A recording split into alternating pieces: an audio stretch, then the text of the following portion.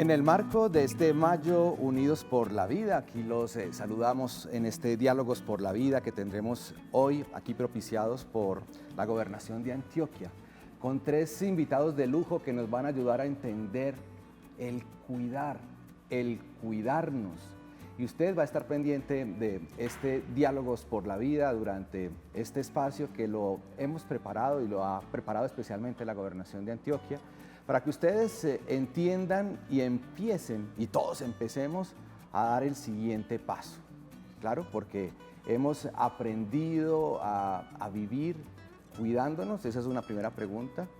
Hemos aprendido a cuidar al otro, la segunda pregunta. Y lo tercero, hemos aprendido a cuidarnos en nuestro entorno. Y 3 invitados de lujo, como les decía: Claudia Restrepo, de Confama, responsable de capacidades de Confama, bienvenida, qué gusto tenerte aquí. Gracias, César.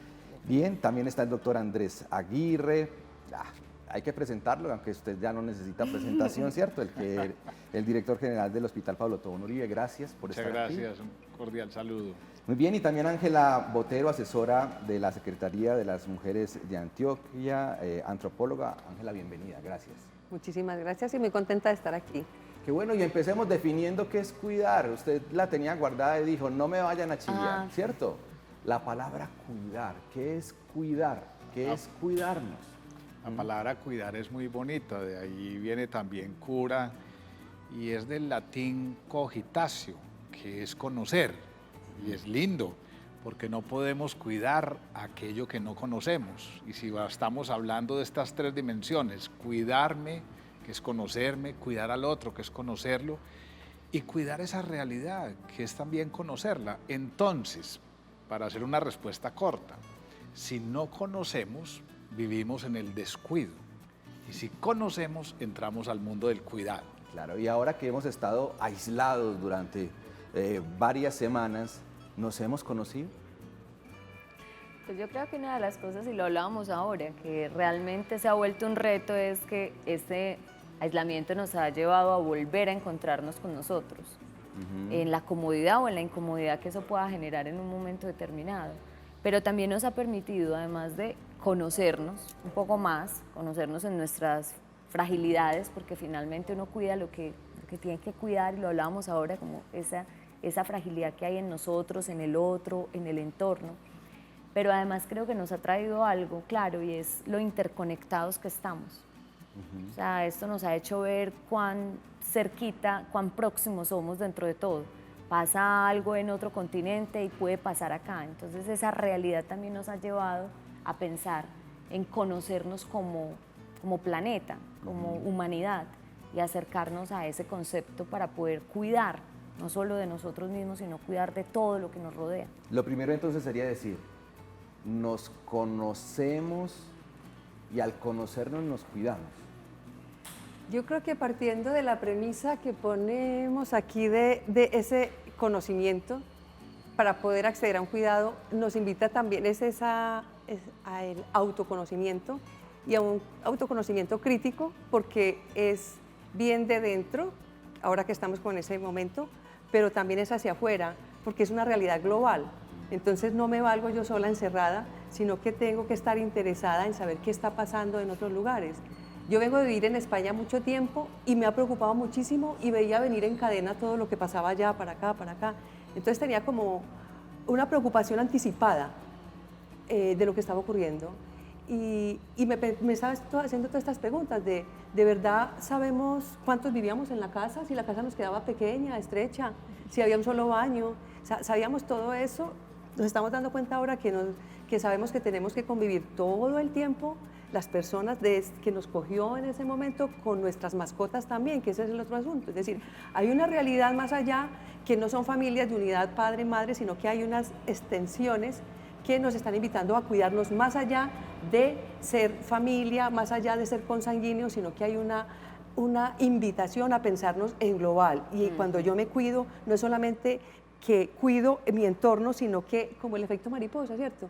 Entonces es darnos cuenta que lo que yo hago aquí se siente en otras partes del mundo, la teoría del caos, digamos, pero que nos ha enseñado a reconocer un caos también, y ahora yo creo que la agilidad y la habilidad, y por la que estamos aquí, es porque tenemos que pensar cómo vamos a asumir esos nuevos cambios, esos nuevos retos que tienen que ver con alimentarnos mejor y menos, con consumir menos tiempo incluso de ocio, consumir menos ropa. Las pijamas están preciosas en este tiempo.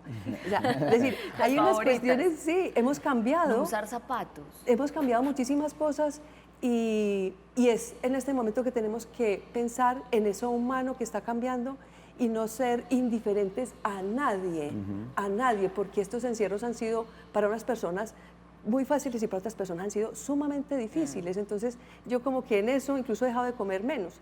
De verdad, es como también que yo me voy haciendo propósitos y hago también ejercicio y Claro. medito un poco más, ¿cierto? Y miro el cielo, porque no es lo mismo estar encerrada en una casa pequeñita a tener un balcón al mar. Entonces uno dice, puedo mirar hacia afuera. Entonces eso también es la salud. Claro, en esta primera integral. parte les invito a que hablemos de nosotros, de cada uno de nosotros. En la segunda hablaremos ya del otro, cuando empecemos a pensar en el otro ser humano, donde esté, que ya lo hemos hablado, globalmente está en cualquier lugar del mundo, y luego hablamos del entorno, para poder entender qué nos está pasando. Doctor Andrés, el conocernos también nos permite entender qué es lo que necesitamos realmente. Es que, sin duda, el ser humano es un ser aspiracional y eso no está malo. Lo que este momento nos está invitando es a reconocer, y otra vez volvemos con esa palabra de conocimiento, cuáles son realmente las aspiraciones que deberíamos tener. Posiblemente estábamos enfocados en lo que no era. Buena parte de los problemas de salud mental, y me gustan los juegos de palabras, es que la vida es proyecto, es pretensión, y por lo tanto la vida tiene tensión. ¿Sí? Aquí lo que nos está invitando es, venga, revisemos, reconozcamos esas pretensiones y volver a adquirir una postura, una compostura que nos haga mantener el equilibrio. Entonces no está mal ese mundo aspiracional, no está mal ese proyectarse, no está mal ese pretender. Lo que hay que cuidar es las respuestas que estamos dando a esas preguntas, y si las encontramos vamos a recuperar la armonía y el equilibrio. Termino con esto, es que aquí nos sirve hasta la geometría. ¿Sí? Si uno habla de un centro, habla de la periferia, y por lo tanto, si uno habla de un equilibrio, el equilibrio tiene que ver con el contexto. Esta situación nos está mostrando que debemos recuperar un buen equilibrio, y somos capaces. El ser humano tiene la suficiente fortaleza. Necesitamos quien nos hable, quien nos oriente, quien nos guía, pero para terminar y decir fácil, de esta salimos, y salimos mejor, y salimos bien. Y para cuidarnos hay que resetearnos, hay que arrancar de cero otra vez, así como lo hacemos con un celular cuando lo volvemos a modernizar, o un computador, arrancar de cero, resetearnos para poder enfrentar nuevamente lo que queremos vivir. Sí, pero desde una perspectiva, y es que sobre todo lo que somos es aprendices. Yo sé que una de las cosas que más trae uno en su cuidado interno es, y además es muy bello porque lo hemos escuchado mucho en estos días, volver a casa. Volver a casa es a mi casa, a mi refugio, a quién soy yo.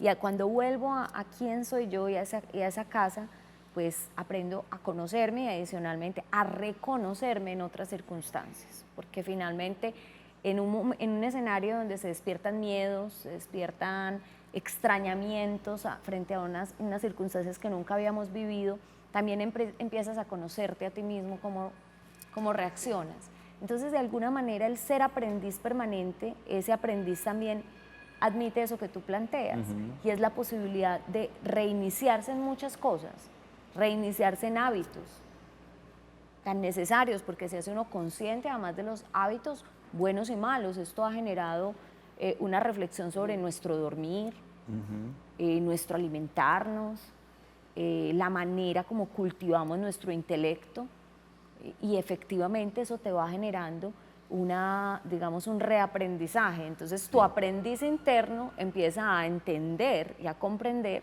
que muchas de las cosas que tú hacías probablemente no eran ni tan sanas ni tan cuidadoras de ti, ni tan cuidadoras del entorno. Pero también ha sido un choque. ¿Cómo fue el meme que usted vio en estos días?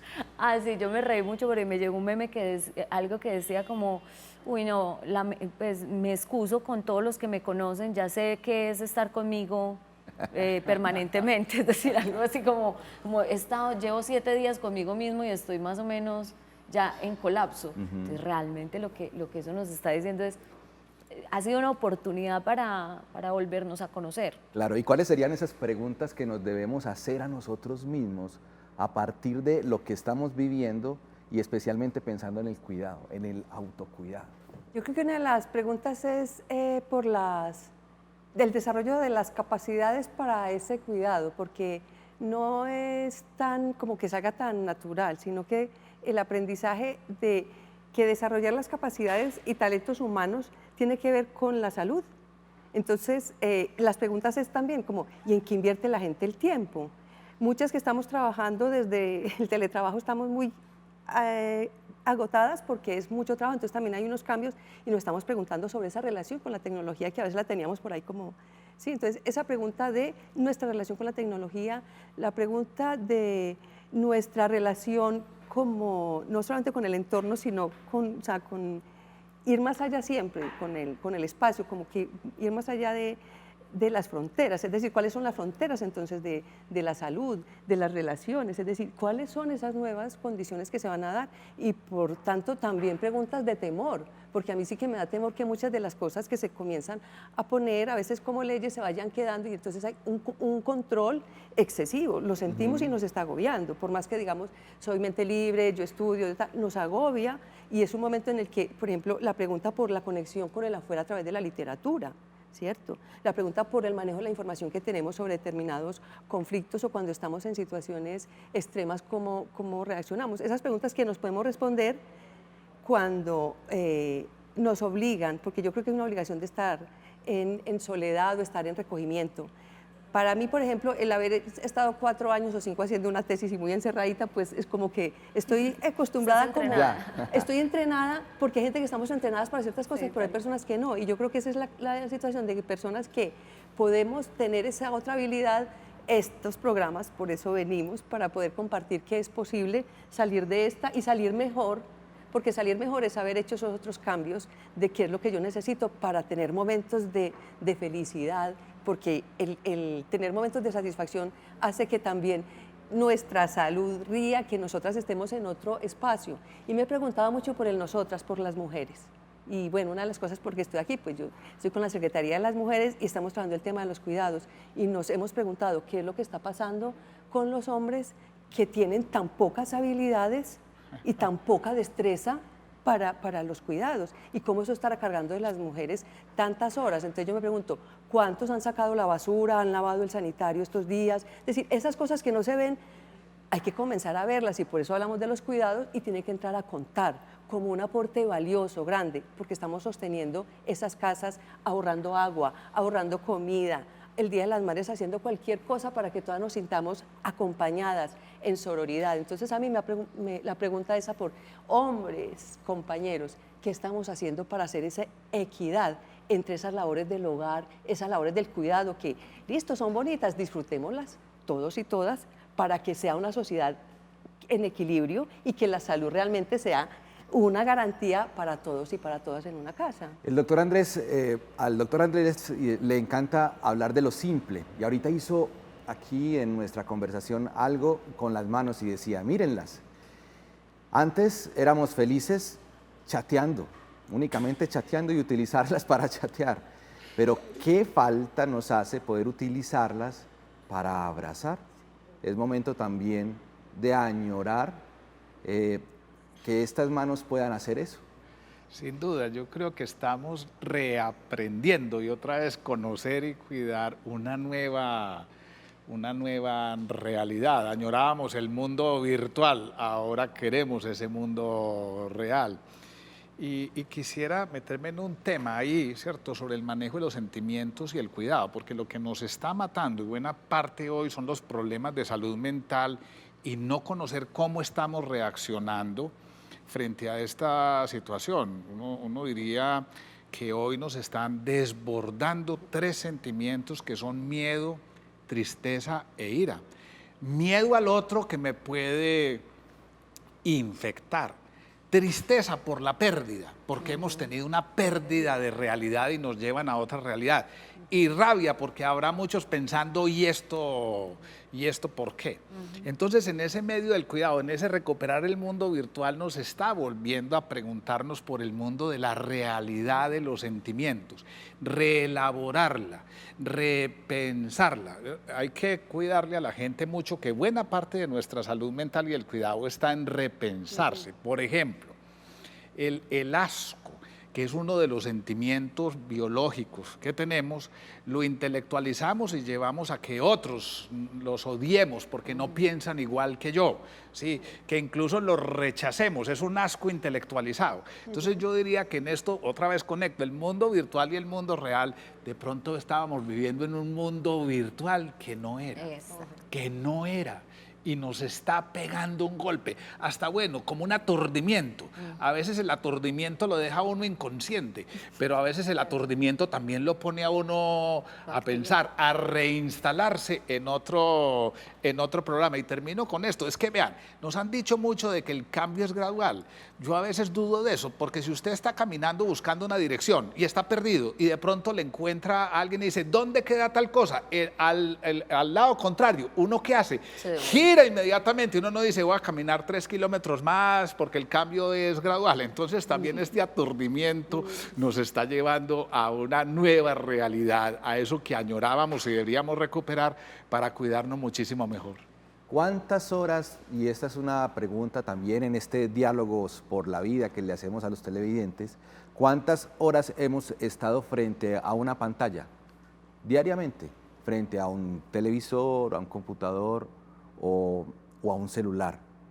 Y hay algo que Claudia desde Confama nos decía, y es que muchas veces el análisis de la información permite entender que la gente los fines de semana no quiere saber nada de tablet, ni de celular, ni de computador. Eso es cuidarnos. Sí, lo que pasa es que la vida sobre todo es cotidiana y es en lo que hacemos. Por eso se construye tanto en los ritmos y en los hábitos que tenemos. Y los ritmos y los hábitos también van variando de acuerdo con las circunstancias. Entonces, mientras el cultivar, porque el conocernos, el cuidarnos es cultivarnos, es cuidarnos, es estar atento a nuestras realidades, nos está mostrando cómo nuestros hábitos van exigiendo transformación en estos tiempos. Y una de las cosas ha sido clara, es decir, nosotros la hemos visto inclusive en la data de cómo interactúan ya nuestros afiliados alrededor de las redes y alrededor de los sistemas virtuales que hemos definido nosotros para contenidos, y nos hemos dado cuenta, por ejemplo, cómo los fines de semana ha bajado el consumo de redes sustancialmente comparado con otros fines de semana. Y es porque realmente tu ritmo y tu hábito ha variado y empiezas a buscar cosas que te conecten con la realidad.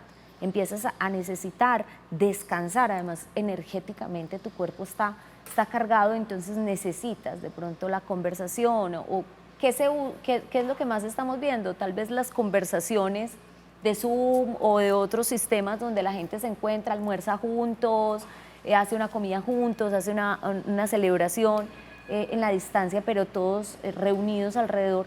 Pero ya el hecho del consumo y la lectura y el estar viendo el Twitter y estar bien, baja sustancialmente porque tú estás necesitando otros escenarios. Entonces, una de las cosas que esto nos está mostrando es que en el momento en que empiezo a cuidar de mí, también empiezan a variar mis ritmos y mis hábitos, y yo estoy empezando a tejer una nueva manera de relacionarme con esa realidad, donde efectivamente empiezo a cultivar nuevos hábitos de los que hablábamos ahora.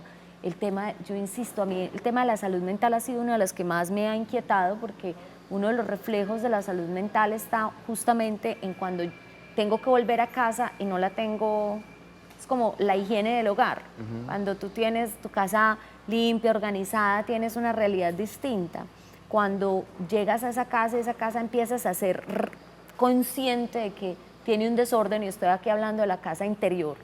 Tiene tiene una debilidad y adicionalmente se suman esos miedos de los que hablaba ahorita el doctor Andrés, que son claros, o sea, la suma de los miedos expresados, y yo no sé transmutar mis emociones, o sea, no soy capaz de transmutar el miedo en coraje, no soy capaz de transmutar la tristeza en reflexión, o no soy capaz de transmutar el asco en un cuidado apropiado, porque las emociones no son malas por sí mismas, las emociones son emociones y son valiosas. Lo importante es que tú sepas transformarlas en su lado más positivo. Entonces lo que uno va viendo en esta realidad es que nos vamos viendo como confrontados con eso, con la posibilidad de hacer un mejor manejo, una mejor transmutación de nuestras emociones en función de una vida más equilibrada. El símil de cultivarnos, ¿cierto? Y usted ahorita nos mencionaba también que ese símil es importante, y con esta respuesta vamos a hacer una pausa. Ese símil de entender que para poder cultivar una rosa hay que conocerla, ¿cierto? Claro, es que decía Aristóteles que todo ser debe ir hacia la perfección, pero la única manera de perfeccionar algo es el conocimiento. Un cultivador de rosas pues, quiere tener el rosal más bonito, tiene que aprender de rosas, si son de interior, si son de exterior, si son de mucha agua o son de poca agua. Así que cultivar, que es la palabra bonita, cultivar viene del latín colere, ¿cierto? Que es aquellas cosas que uno tiene que hacer, abonar, y que van a tardar tiempo para poder florecer y dar lo mejor de sí. En la segunda parte de este Diálogos por la Vida hablaremos ya de cómo cuidar al otro. En esta primera nos entendimos y nos cultivamos nosotros mismos, cómo cuidarnos nosotros mismos. Ahora pensemos, y con estos tres invitados en este diálogo maravilloso vamos a ir a hablar de cómo pensar en el otro. Ya regresamos.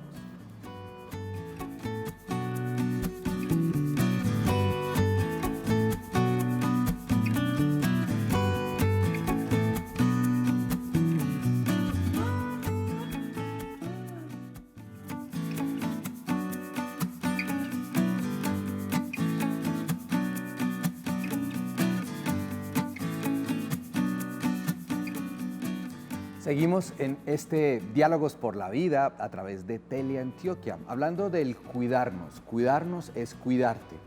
Y para pensar en el otro, lo primero que hay que hacer es pensar en nosotros mismos, ¿o es al revés, doctor Andrés? Es que tiene que ser al revés. Octavio Paz lo decía de manera muy bella.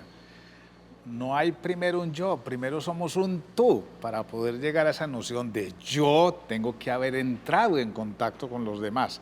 Y también, para hacer una respuesta corta, miren esto, podríamos pensar en una máquina maravillosa que alimentara a un niño recién nacido y podría crecer biológicamente, pero si no hubiera un ser humano, no podría crecer como persona. Entonces somos personas por otros. Somos personas con otros. Tengo un hijo muy inteligente, llévelo a una institución educativa de niños mediocres y de maestros mediocres y en 5 años hablamos de la inteligencia de ese niño. Hagamos lo contrario, tengamos un niño poco inteligente, pero llevémoslo a una institución educativa y uno crece con otros. Y entonces, ¿cuál es la ecuación final? Somos para otros, somos por otros, somos con otros y somos para otros. Pero aquí lo paradójico es que parece que cuando salimos a la calle, el otro es un peligro para nosotros. Claro, el asunto es que yo también soy el otro de ese otro. Entonces, en la medida en que yo no hago esa reflexión de que yo soy el otro tuyo y tú eres mi otro, entonces si para ti yo soy un peligro y tú eres un peligro para mí, si el peligro está en el otro, de alguna manera yo mismo me estoy haciendo una negación, porque de alguna manera yo estoy negando mi posibilidad de ser el otro de alguien más. Entonces es como una trampa que nos hacemos finalmente nosotros mismos cuando vivimos en un estado de desconfianza de aquel que no soy yo.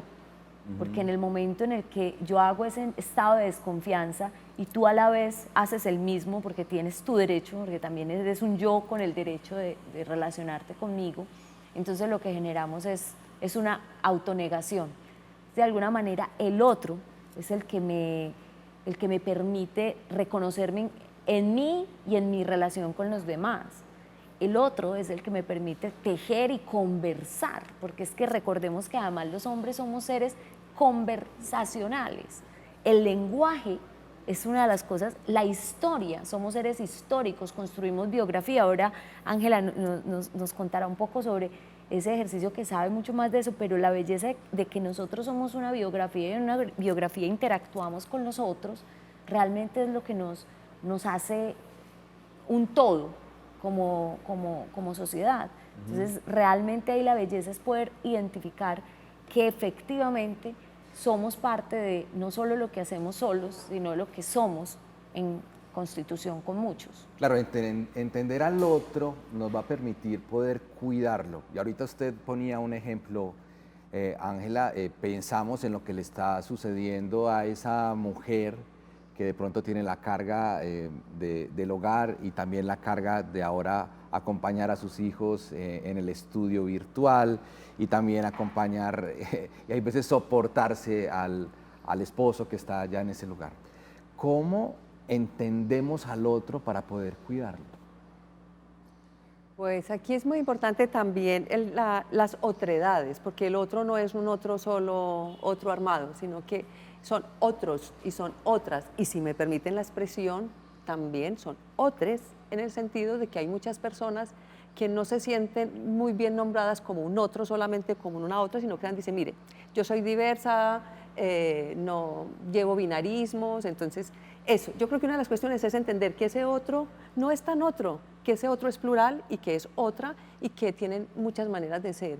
Entonces rescatar, sacar ese otro como centro y pongamos a esa otra como centro en el tema que estamos mencionando y ver cómo sabemos poco, incluso yo creo que ahora se están dando cuenta de verdad la carga y lo pesado que resulta llevar una casa y que esto de decirle a una persona ama de casa no está tan bien porque es que ama de casa, ¿qué significa? Es decir, que eres la responsable de la casa de todos, de todas las personas, entonces ese reparto de tareas para poder que haya una mejoría en el bienestar, en la comunicación, incluso en el erotismo, porque si en una casa hay reparto de las tareas, de quien cuida, pues también hay un erotismo, de lo contrario lo que hay es un enfrentamiento de yo no quiero nada, ni me pongas una mano encima porque es que estoy cansada, harta, porque lo que dices, yo veo a mis hermanas, porque yo vivo en una familia con mujeres, con hijos, y las veo a todas cuidando, enseñándole a manejar el computador a la niña que nunca se lo enseñaron en el colegio muy bien.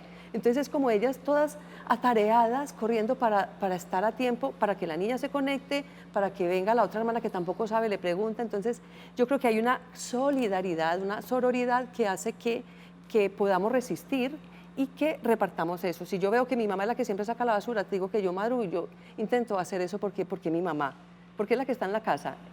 Porque yo estoy trabajando, pues sí, pero yo también saco mi ratito. Es un cuidado que va desde lo más mínimo, incluso de nombrar a esa otra que quiere ser nombrada o ese otro que quiere ser nombrado de esa manera, ¿cierto? Entonces, yo siento que es ese integrar, ver a esa otra persona que está dentro de mí y yo estoy en esa otra persona también, porque lo otro es que esta me lo va a pegar, como ocurrió también con el VIH, ¿cierto? Entonces, no nos juntemos con ninguno que no sea muy heterosexual, que tenga, ¿cierto? La duda. Por eso el otro es un peligro. Se convierte en un peligro que tenemos que ahora con este trabajo, porque hay unos cambios, pero si no tenemos una línea de qué pegarnos, es como hacerme atea de un día para otro y no tener de qué pegarme ni siquiera de alguien que me explique mi espiritualidad. O sea, perder la espiritualidad, incluso por temas de violencia, que suele pasar mucho, que uno dice, yo no creo en nada, me pasó lo más horrible, yo no creo en nada, ¿cierto? Y volver a recuperarse. Y por eso ahora cuando decía lo de la autobiografía y la autoetnografía, yo vi eso, porque para mí también todo ese descuido de la vida me llevó a un momento en el que, o sea, no me importa nada, ni el cuerpo, ni nada. Pero luego cuando yo comienzo a sentirme, a integrarme otra vez mis pedacitos que se quedaron, entonces yo ya digo, soy yo, me amo y puedo amar a la española, a la árabe, a la musulmana, al señor profesor, al filósofo, a todas las personas, porque ya he hecho un recorrido de decir, acepto mi vida, incluso acepto mi vida que no fue tan buena, la voy a reconocer y es la mía, y la acuno y la puedo proyectar, porque todas las personas hemos pasado cosas muy difíciles y es esa resiliencia de amor hacia sí lo que hace que de verdad yo pueda querer a otros hombres, a otras mujeres distintas y mirarles con ternura, aunque no pueda abrazarle, no puedo tocarle, pero le puedo mirar con todo mi amor porque transformé todo eso y esa es la invitación a que seamos capaces también de hacer esa transformación, pero tiene que ser con acompañamiento social y político. Y por eso hay políticas de salud para que no estemos tan solas en ese maternar, en ese cuidar, en ese ser mujeres que cuidamos la madre tierra, la madre naturaleza y la madre que nos parió. Si se me permite, hay una cosa, hay una filósofa que vale la pena leerla, Martha Nussbaum. Fantástico. Y ese cuidado por el otro arranca en lo que ella llama la imaginación ética, que es meterse en la narrativa del otro. Para yo poder comprender al otro, tengo que narrarme como si fuera el otro. Vamos a decirlo como a lo paisa. Yo me lo aprendí de esta manera. Un punto de vista no deja de ser la vista desde un punto. Por lo tanto, habría que ponerse. Entonces termino con este cuentecito que era de Jairo Aníbal Niño. A mí me ha servido mucho en el hospital para ponérselo, ponte en el lugar del otro, piensa, juzga como si estuvieran en el otro. Y decía Jairo Aníbal Niño, estuve con una pantera y me pareció un animal manso. Luego conviví un rato con un tigre y es tierno el animal. La que sí es feroz es la gallina. Casi me mata. Firmado el gusano. Muy Así bien. que... Claro, es la empatía, es ponernos en los zapatos del otro. Y entender aquí dos temas. Uno, ya lo decía Ángela, reconocer al otro, por ejemplo, reconocer al profesor, darle la dignidad, entender lo que tiene que hacer cada día con 30 alumnos en un aula de clase y que ahora está tratando de hacerlo en una plataforma donde todos prenden el micrófono. Reconocer, por ejemplo, a ese otro que es el maestro y reconocer también a ese profesional de la salud, que también tendríamos que hacerlo. ¿Cómo traer en este momento y darle el valor de ese cuidado que tiene un maestro por nuestros hijos? Sí, yo lo decía ahora, realmente en lo cotidiano que es un hacer colectivo, que es un hacer del diario, pero en un entorno donde somos muchos, hay oficios que se nos han vuelto como parte o se nos habían vuelto como parte de lo normal, del paisaje, y eso que el paisaje, yo siempre digo que el paisaje es tan hermoso que es injusto decir que algo se vuelve paisaje, pero realmente habíamos perdido el valor. Una de las cosas es, vamos a hablar de los maestros porque le voy a dejar a los profesionales de la salud, al doctor Andrés, pero miren, una de las cosas más valiosas es que los seres humanos nos acostumbramos a pensar que la educación está en la escuela y en muchos casos, desde la perspectiva de, digamos, de cuidado de los niños, los padres a veces somos injustos con los maestros porque creemos que yo se lo traje para que dígaselo con cariño, yo lo traje para que usted le enseñe, no para que lo cuestione. Los padres hacen un montón de reclamos que hoy es muy simpático escucharlos mientras hacen educación en casa y sabiendo cuán retador y cuán desgastante es llevar a otro ser a que se conecte, porque además la educación no, yo insisto, es más un motor de conexión, o sea, no, el aprendiz es el que el corazón se le pone en llamas frente a un saber específico. Entonces, ¿cómo lograr llevar a un niño o una niña a que se les encienda esa llama, pero en medio de que tú tienes que hacer un montón de otras cosas? Entonces uno siente, yo amo, por ejemplo, las teleconferencias con mis compañeros. Tengo uno en particular que me fascina, porque cada vez que pone el volumen de la teleconferencia, las hijas están en otro planeta, están en África, o sea, el juego, la dinámica ha sido preciosa. Entonces yo creo que esta ha sido una oportunidad para empezar a recordar el poder en dos sentidos. Uno, el poder educativo que tiene la casa, para que no pretendamos que la escuela reemplace cosas que la casa tiene natural, que el hogar ofrece. Y dos, la oportunidad de que entendamos cuán valioso es el trabajo de los maestros, cuán valioso es esa proximidad de ese ser que tiene que enganchar al niño y a la niña para que sienta pasión por saber algo. Entonces yo creo que si algo me parece bonito a mí en este tiempo es poder reconocer un montón de oficios, y te digo, el maestro y el trabajador de la salud es uno, el jardinero, la persona que trabaja para nosotros arreglando nuestra casa, o sea, un montón de oficios que han empezado a hacerse, a florecer, porque tú dices, yo que no valoro esto y ahora que lo tengo que hacer sé cuánto tiempo destina, cuánta energía define. Entonces creo que ha sido una oportunidad también para que nosotros entremos a revalorar esos oficios que se ven en la sociedad. De conocer al otro y reconocer a ese profesional de la salud que también está entregando su vida, su tiempo, su conocimiento por cuidarnos a todos. Hombre, yo me maravillo y nunca me arrepentiré de haber sido médico. De hecho, la palabra médico y doctor, me gustan mucho las palabras porque ahí encontramos el significado de las cosas. Médico, del griego med eor, que significa compasión eficaz. No la compasión sensiblera que ve al otro sufriendo y se tapa los ojos y dice qué cosa tan horrible, sino aquella que se mueve, esa compasión que ayuda. Y la palabra doctor, del latín docto, que sabe, y docere, el que enseña. Yo admiro a estos médicos que se compadecen y compadecen eficazmente porque saben y están dispuestos a elevar el otro. Termino con esto, es que hablando de la admiración, mire, se lo aprendí a la filosofía, solo lo superior puede elevar a lo inferior. Si el maestro sabe más que yo, me puede elevar mi conocimiento. Lo que pasa es que estamos acostumbrados a una realidad terrible que descuida y agrede, que es lo superior para aplastar a lo inferior. Aquí estamos hablando del que me eleva, del que me hace mejor y por lo tanto necesita ese reconocimiento, esa gratitud y esa admiración.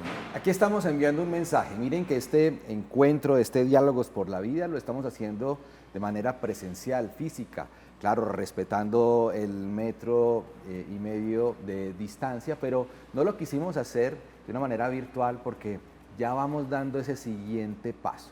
Y los vamos a invitar para que en el último segmento de este Diálogos por la Vida podamos encontrarnos para hablar sobre el entorno, sobre lo que vamos a empezar a vivir ya en estos días, porque no podemos quedarnos aislados. Usted decía, ¿cuántas veces nos dijimos, qué rico tener un día, 2 días para mí solo? Pues ya llevamos en 40, 50, 60 días. Entonces, ¿cómo vamos a retomar nuestra vida diaria? ¿Cómo preparamos el entorno? En el siguiente bloque, aquí en Diálogos por la Vida.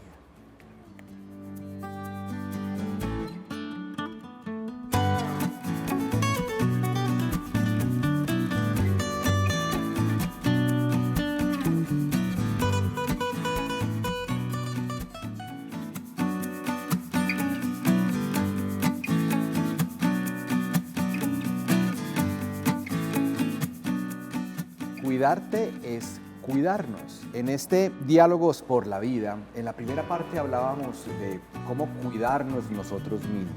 En la segunda empezamos a hablar del otro, de entender al otro y cómo cuidarlo. Ahora hablemos del hábitat con nuestros 3 invitados, el doctor Andrés Aguirre, con Claudia Restrepo y también con Ángela Botero, que nos han acompañado durante este Diálogos por la Vida en el marco de Mayo Unidos por la Vida, que la Gobernación de Antioquia ha propuesto con otra gran cantidad de aliados. ¿Qué es el hábitat? Vamos a volver a recuperar la sabiduría de las palabras. Sí. Hay un filósofo francés que decía que se llama Ferdinand Ebner, decía que solo hay 2 hechos personales, la palabra y el amor. Y aquí hemos estado usando la palabra. Habitar, ese hábitat viene del latín habere, el que tiene. Es muy distinto estar, que está esta silla, pero no habita. Habitamos nosotros, siempre y cuando tengamos, pero ese tener significa un apropiarse adecuadamente, saber que ese hábitat es una extensión de nuestra corporeidad, por eso lo adornamos, por eso cuando alguien quiere una casita pone el cuadrito, por eso cultivamos el jardín. Entonces descuidar ese habere es desposeerse a uno mismo al final, o sea, es destruirse. Por lo tanto, estamos llamados. y en este conversatorio, a cuidar al otro porque no hay un yo, sino primero un tú, a cuidarse uno mismo porque sin la vida pues no existe, no tiene nada significado, y a cuidar ese hábitat que es lo que tenemos para pasar esta existencia. Entonces pensemos en este momento, ahorita ustedes hacían una reflexión, ponían la palabra empatía aquí, pensar en el otro. Entonces nos ven muchas personas, por ejemplo, en su municipio, en su casa, y dice, bueno, ya pasé los 40 días, ya esto va como evolucionando, las cifras van mejorando. ¿Cómo enfrentar el entorno? ¿Cómo dar ese primer paso cuando salimos a la calle, cuando nos montamos en un transporte público, cuando vamos a ir a nuestros trabajos? ¿Cómo enfrentar nuevamente nuestra vida diaria? Mira, Ortega y Gasset tenía una expresión muy bella que decía, yo soy yo y mi circunstancia, y si no la cuido a ella, no cuido de mí. Y él lo planteaba como abrazarla a ella es, nuestras circunstancias han cambiado, la manera de nuestro vivir ha cambiado, no sabemos hasta cuándo, pero hasta el momento en las circunstancias que tenemos, estamos en unas condiciones en las que debemos cuidarnos un poco más, tener distancia si nos parezca doloroso porque queremos abrazar al otro, cuidar de... Nosotros normalmente podíamos tener una gripa y estar estornudando delante de nuestros entornos, ir a trabajar, seguir una vida normal. Entonces, de alguna manera yo creo que es tener la claridad de que tenemos que abrazar la circunstancia que hay, cuidarla, y la circunstancia que nos está diciendo que tenemos que ser un poco más cuidadosos de lo que siempre hemos sido, tenemos que ser más conscientes de que si me siento un poco indispuesto, tengo que levantar la mano y de pronto decir, miren, miren que yo hoy no me siento tan bien, que tengo que pensar que alrededor de, si yo hago algo que esta circunstancia no lo justifica, si empiezo me parece muy divertido romper la regla, o me parece que importa, pues ya estoy saliendo porque no puedo ir a visitar a mi mamá, que hace rato no la veo. Pero si yo no soy consciente de que la circunstancia está clamando por más cuidado, está clamando por una disciplina de cada uno de nosotros, pues obviamente lo que va a pasar es que al no cuidarla y al no abrazarla, pues vamos a llegar a otra circunstancia que puede ser muy poco favorable para todos. Entonces yo creo que el gran clamor aquí es que aceptemos amorosamente la realidad que tenemos, la vayamos acogiendo lentamente, seamos disciplinados y amorosos y cuidemos de cada uno de nosotros, de nuestro entorno cercano, y cuidemos también el entorno más lejano, y que aceptemos algo. Esto nos ha demostrado cuán interconectados estamos, es decir, somos uno. Cualquier cosa que hagamos acá puede afectar a los demás, entonces yo creo que sobre todo es acoger esta realidad y tratar de vivirla de la manera más honrosa y más virtuosa que podamos tener, que finalmente vivirla en virtud es vivirla con el llamado que nos está poniendo. La palabra entonces es aceptar la realidad y enfrentarla, ¿cierto? Y enfrentarla con ese cuidado de sí. Y aquí yo creo que desde como el del 96 que sacó Foucault también, que comenzó a plantear un término que a mí me gusta, y quiero ponerlo aquí precisamente porque es una cuestión ya social y política, lo biopolítico.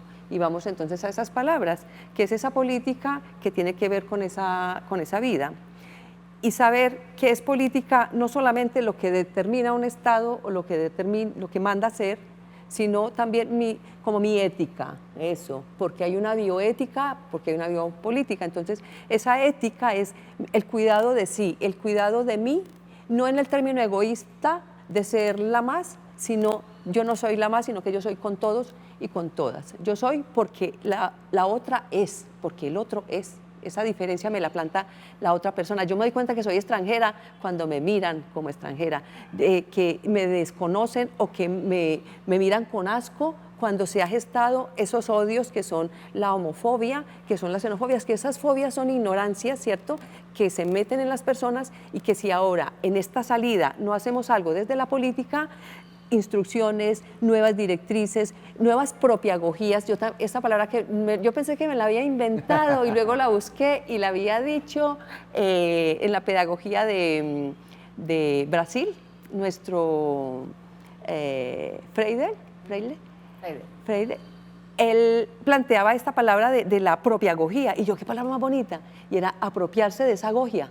No es solamente aprender con lo propio, y hay que aprender ahora con lo propio porque yo ya descubrí lo propio, y si hago ese aprendizaje, que es la conciencia de sí. Entonces esa conciencia de sí mía, de yo me cuido, pero estoy cuidando a las demás personas. No basta con que me ponga el tapabocas porque yo soy muy tal, y luego las personas en sus relaciones no tienen otros cuidados, los usos de preservativos, los usos de otras cosas, protecciones que necesitamos, incluso la protección para la salud mental, tener la poesía, tener otras cosas que mirar que me conecten con la belleza, con las metáforas, con eso que se hace a través de esas figuras que usted las ha dibujado aquí hermosamente. Entonces, esas figuras también nos hacen pensar, porque cambiar de conciencia, podemos tomar todo eso que viene del pasado, este presente, lo que he vivido y qué es lo que estamos queriendo, con unas políticas que nos permitan desde la educación, desde la nueva salud, una educación para la salud sexual y reproductiva, porque también estamos viendo que se tiene que hacer un control y un redireccionamiento de lo reproductivo, porque estamos diciendo que es que hay demasiada gente y estamos acabando con un planeta porque no estamos tampoco teniendo en cuenta esa vida digna, esa calidad de la vida digna que necesitamos. Entonces yo sí que creo que nos tenemos que replantear muchas cuestiones. Así es, hay que replantear la vida porque tenemos que cuidarnos, cuidar al otro y cuidar nuestro entorno. Último segmento, cada uno con 30 segundos, con 1 minuto, sobre cuál debe ser nuestra actitud, la de todos, a partir de este momento, cuando comienza ya nuestra vida social, por etapas, pero comienza nuestra vida social. ¿Cuál debe ser esa actitud? O sea, ¿qué debemos de pensar cuando demos el primer paso? Yo diría 2 cosas muy simples. Primero, el otro no es el que daña mi vida, el otro es el que me salva. Y el otro me salva y yo salvo a su vez al otro si reúno estas 3 cosas. Me cuido, cuido y dejo también que me cuide. Así es. Muy bien. Claudia. Creo que si logramos hacer de nuestra vida una vida más sencilla, más llena de propósito cotidiano, pero además que comprendamos que somos un ecosistema y que como ecosistema cualquiera de nosotros puede afectarlo para bien o para mal, entonces somos mucho más amorosos y mucho más responsables, o sea, respondemos por nuestras acciones. Yo creo que este es un momento donde el llamado a la responsabilidad más que nunca, responder a, es una de las cosas vitales. Bien, y Ángela. Yo le pondría el de la corresponsabilidad, porque sí, a ver si podemos hacer ese diálogo, ¿sí? A muchas voces de cómo hacerlo, y ahora podemos decirlo, pero me parece que también sería importante en algún momento preguntarle a las personas qué están haciendo para ese cuidado y cómo se van a comprometer para esta otra salida, porque si salimos como desbocadas, pues desbocados a la calle, entonces va a ocurrir que va a ser un retroceso, entonces no va a valer todo lo que hemos sacrificado ahora y lo vamos a volver a tirar en un momentico. Entonces es ver que eso sea sostenible, que esta salud y que este momento sea sostenible para que ese cuidado, cuando dice yo también me deje cuidar, yo quiero también recibir cuidados, mucho, yo también quiero que el Estado me cuide, que mis amigas, que mis amigos, y ese cuidado que me dan, yo lo devuelvo con creces porque es alimenta. Cuando uno está trabajando con las pantallas, yo estos días decía, estamos en un nivel de cansancio porque la pantalla no me devuelve amor, ni mirada, ni ternura, ni afecto, ni desapruebo, ni duda. Entonces, ese tener que yo estar yo misma respondiendo por los sentimientos que me afloran y que nadie me los retoma, sino que la pantalla me los devuelve además cargados de calor y de energía pesada. Entonces digo, ¿cómo hacemos eso? ¿Sí? Esos momentos para una salud, para que salgamos más tranquilamente, que sepamos que no hemos perdido, que hemos ganado mucho, si tenemos una actitud reconstructiva y también positiva de ver el vaso medio lleno, no siempre medio vacío, porque siempre estamos como en deuda y estamos haciendo muchas cosas desde la docencia, desde las políticas públicas, por ejemplo, en la Secretaría de las Mujeres estamos trabajando todo el tiempo para poder que salgan las políticas de salud, ¿cierto? Todas estas líneas. Entonces yo creo que creer que todas las personas desde nuestro lugar estamos haciendo lo que nos corresponde, volver a creer en que sí es posible, que somos capaces de cambiar y que esto lo tenemos que mejorar para que sea sostenible y que quienes se han quedado atrás de esta mirada de cuidados sea puesta en el centro para volver a adelantarla. ¿Saben lo que ustedes tres han logrado? Hacer que este diálogo por la vida continúe en los hogares de nuestros televidentes. ¿Por qué? Porque esas preguntas de cómo me cuido, cómo cuido al otro y cómo cuido mi hábitat y mi entorno tiene que también ser tema de conversación entre ustedes que nos están viendo. Gracias por venir, gracias por asistir Ustedes, y seguimos gracias. en este Diálogos por la Vida a través de Teleantioquia.